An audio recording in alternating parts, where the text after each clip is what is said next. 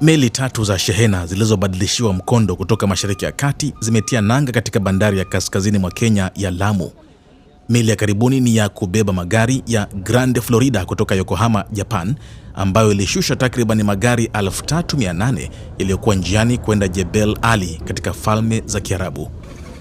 Hayo yanajiri baada ya kuongezeka kwa wasiwasi wa usalama unaohusishwa na mlango bahari wa Hormuz, mfereji muhimu wa biashara ya magari, vifaa vya nishati na bidhaa za viwandani kupitia baharini. Maafisa wa bandari wamesema meli hizo zilitafuta bandari iliyo salama zaidi, huku makampuni ya meli yakitathmini upya njia za kutumia na hali ilivyo katika Mashariki ya Kati. Kuna maagent fulani washauliza inquiry nyingi kuhusu kutaka kutumia bandari ya Lamu kwa sababu meli bado zina mzigo ambao ulikuwa uko destined kwenda Gulf, lakini sasa vile huko kumechafuka, sasa hizo meli ni kama zina randaranda ama tutasema zina drift baharini.